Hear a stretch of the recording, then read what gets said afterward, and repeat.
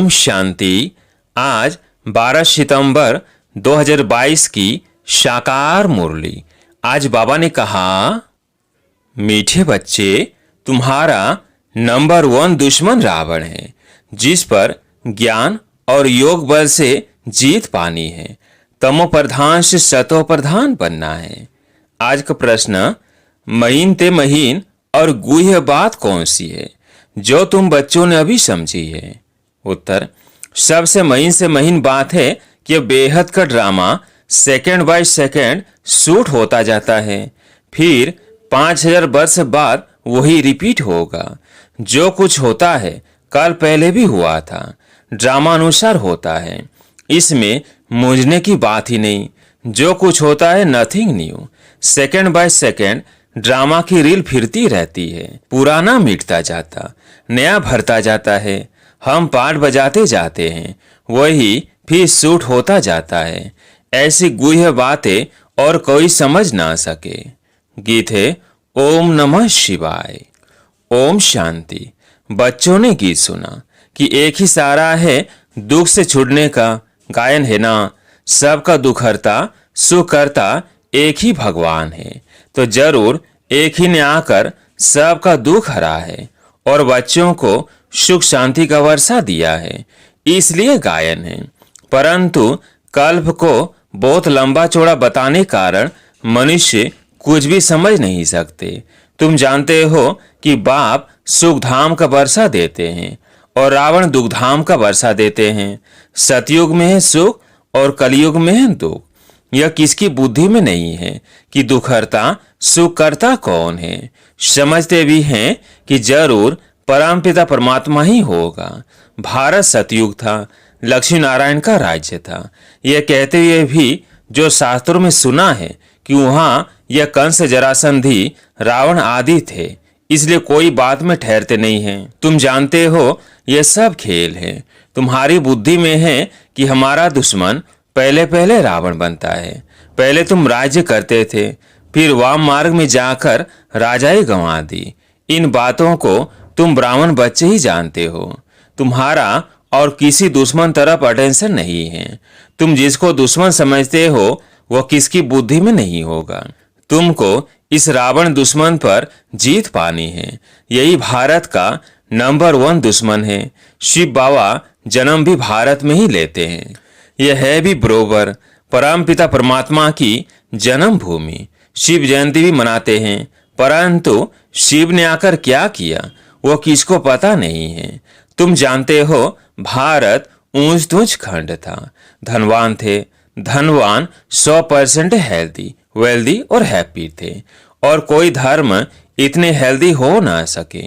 बाप देखो किसको बैठ सुनाते हैं, अबलाएं कुब्जाएं साधारण। वो साहूकार लोग तो अपने धन की खुशी में हैं। तुम हो गरीब ते गरीब। नहीं तो इतनी ऊंच से ऊंची पढ़ाई ऊंचे मनुष्यों को पढ़नी चाहिए, परंतु नहीं, पढ़ते हैं गरीब साधारण। तुम कुछ भी शास्त्र आदि नहीं पढ़े हो तो बहुत अच्छा है। बाप कहते हैं जो कुछ सुना है अथवा पढ़ा है वो सब भूल जाओ। हम नई बात सुनाते हैं। सबसे नंबर 1 दुश्मन भी है रावण, जिस पर तुम बच्चे ज्ञान और योग बल से जीत पाते हो। बरोबर 5000 वर्ष पहले भी बाप ने राजयोग सिखाया था, जिससे राजाई प्राप्त की थी। अब फिर माया पर जीत पाने के लिए बाप राजयोग सिखला रहे हैं। इनको ज्ञान और योग बल कहा जाता है। आत्माओं को कहते हैं मुझे याद करो। भगवान तो है ही निराकार, उनको राजयोग सिखाने जरूर आना पड़े। ब्रह्मा भी बूढ़ा है, बहुत जन्मों के अंत के जन्म में है। भारत में गीता आदि सुनाने वाले तो ढेर है, परंतु यह तुमको कोई नहीं कहेंगे कि विकारों रूपी रावण पर तुम्हें जीत पानी है। मामेकम याद करो, यह भी कोई नहीं कह सकते। यह तो बाप ही आकर आत्माओं को कहते हैं आत्म अभिमानी बनो। जितना बनेंगे उतना बाप को याद कर सकेंगे, उतना तमो प्रधान से शतो प्रधान बनेंगे।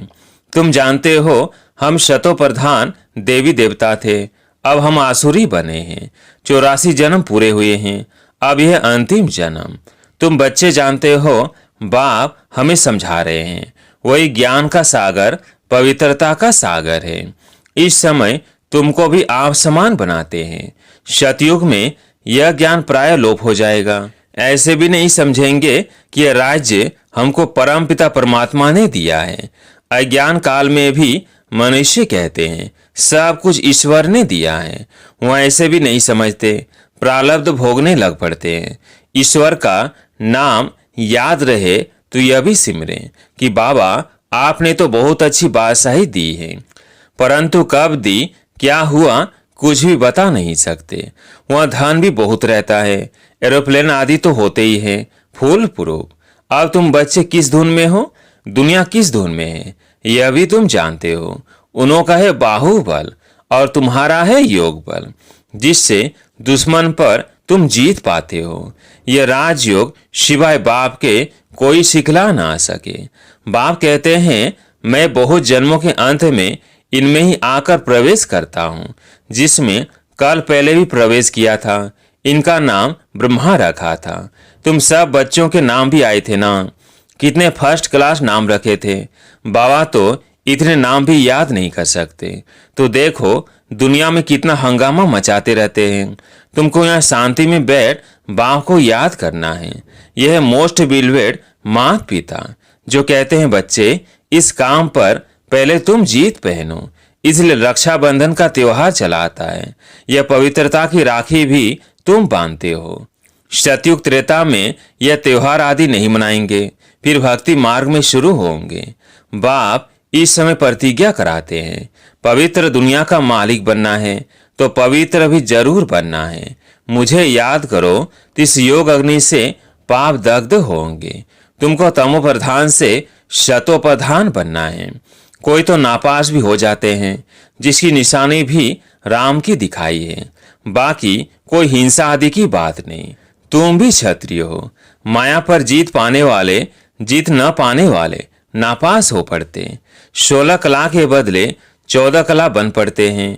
कोई शतो प्रधान, कोई फिर रजो भी बनते हैं। वैसे फिर राजधानी में भी नंबरवार पद होगा। जो ब्रह्मा कुमार कुमारी कहलाते हैं वही वर्षे के हकदार बनते हैं। फिर इसमें जो पुरुषार्थ करेंगे और कराएंगे। बहुतों को आप समान बनाने की सर्विस की है। तुमको इस अंतिम जन्म में ही तमो प्रधान से शतो प्रधान बनना है। यह रूहानी भट्टी, वो जो कराची में तुम्हारी भट्टी बनी वो और बात थी। यह योग की भट्टी और है।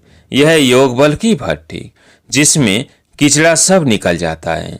वहां तो तुम अपनी भट्टी में थे, कोई से मिलना नहीं होता था। यह योग की भट्टी। अपने लिए मेहनत करनी होती है। आत्मा ही समझती है, आत्मा ही ज्ञान सुनती है। आर्गन से द्वारा आत्मा ही संस्कार ले जाती है। जैसे बाबा लड़ाई वालों का मिसाल देते हैं, संस्कार ले जाते हैं ना, दूसरे जन्म में फिर लड़ाई में ही चले जाते हैं। वैसे तुम बच्चे भी संस्कार ले जाते हो। वो जिस्मानी मिलिट्री में चले जाते हैं। तुम्हारे में से भी कोई शरीर छोड़ते हैं तो इस रूहानी मिलिट्री में आ जाते हैं। कर्मों का हिसाब किताब बीच में चुप्त करने जाते हैं। ऐसे बहुत होंगे।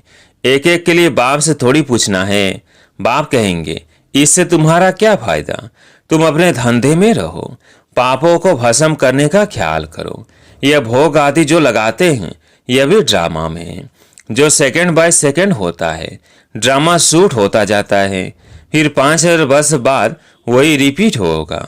जो कुछ होता है कल पहले भी हुआ था, ड्रामा अनुसार होता है। इसमें मुझने की बात ही नहीं। जो कुछ होता है nothing new. Second by second drama की रील फिरती रहती है। पुराना मिटता जाता, नया भरता जाता है। हम पार्ट बजाते जाते हैं, वही फिर शूट होता जाता है। यह महीन बातें कोई शास्त्रों में नहीं है। तुम बच्चों को पहले पहले यह निश्चय करना है कि बाप सौर की स्थापना करने वाला है। ब्रोवर भारत को बाम से सौर का वर्षा मिला था, फिर कैसे गंवाया यह समझाना पड़े। हार जीत का खेल है। माया ते हारे हार है। मनुष्य माया धन को समझ लेते हैं। वास्तव में माया 5 विकारों को कहा जाता है। कोई के पास धन होगा तो कहेंगे इनके पास माया बहुत है। यह भी किसको पता नहीं है। अब कहाँ प्रकृति कहाँ माया। अलग अलग अर्थ हैं। मैगजीन में भी लिख सकते हो कि भारतवासियों का नंबर 1 दुश्मन यह रावण है, जिसने दुर्गति को पहुंचाया है। रावण राज्य शुरू होने से ही भक्ति शुरू हो जाती है। ब्रह्मा की रात में भक्ति मार्ग में धक्के खाने पड़ते हैं। ब्रह्मा का दिन चढ़ती कला और ब्रह्मा की रात उतरती कला। अब बाप कहते हैं इस माया रावण पर जीत पानी है। बाप श्रीमत देते हैं श्रेष्ठ बनने लिए। लाडले बच्चे, मुझ बाप को याद करो। विक्रमाजीत बनने का और कोई उपाय है नहीं। तुम बच्चों को भक्ति मार्ग के धक्कों से छुड़ाते हैं। अब रात पूरी हो, प्रभात होती है। दिन माना सुख, रात माना दुख। ये सुख दुख का खेल है।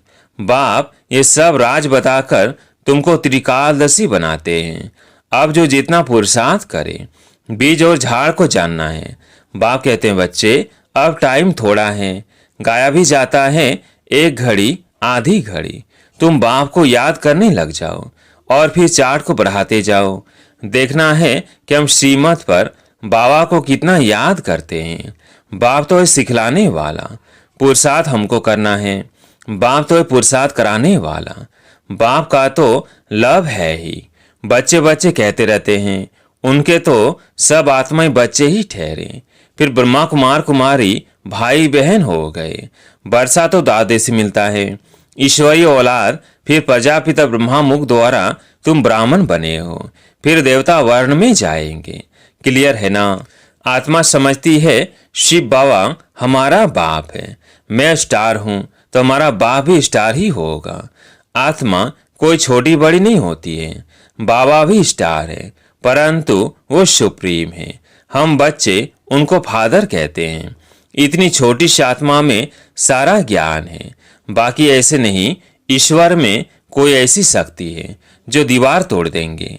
बाप कहते हैं मैं आता ही हूं तुमको फिर से राजयोग सिखलाने के लिए। बाप बच्चों का ओबिडेंट है। लौकिक में भी बाप बच्चों पर बलि चढ़ते हैं ना, तो बड़ा कौन हुआ? बाप हुआ बच्चे। बाप सब कुछ बच्चे को देते हैं, फिर भी बच्चा छोटा है, इसलिए रिगार्ड रखना होता है। यहाँ भी तुम बच्चों पर बाप बलि चढ़ते हैं, वर्षा देते हैं, तो बड़ा बच्चा हुआ ना, परंतु बाप का फिर भी रिगार्ड रखना होता है। बाप के आगे पहले बच्चों को बलि चढ़ना है, तब बाप 21 बार बलि चढ़ेंगे। भक्ति मार्ग में भी ईश्वर अर्थ कुछ न कुछ देते हैं, उनकी एवज में फिर बाबा दे देते हैं। यहाँ तो है ही फिर बेहद की बात। कहते भी है आप जब आएंगे तुम पर बलिहार जाएंगे। अभी वो समय आ गया है, इसलिए बाबा यह प्रश्न पूछते हैं तुमको कितने बच्चे हैं? फिर ख्याल में आता है तो एक शिव बाबा भी बालक है। अब बताओ तुम्हारा कल्याण कौन सा बालक करेगा? शिव बाबा। तुमको वारिस बनाना चाहिए ना। यह समय ऐसा आ रहा है जो कोई किसका क्रियाकर्म करने वाला ही नहीं रहेगा। इसलिए बाप कहते हैं देह सहित सब कुछ त्याग, ट्रस्टी हो, श्रीमत पर चलते जाओ। डायरेक्शन देते रहेंगे, तुम्हारी सेवा करते हैं, तुमको स्वर्ग का मालिक बनाने।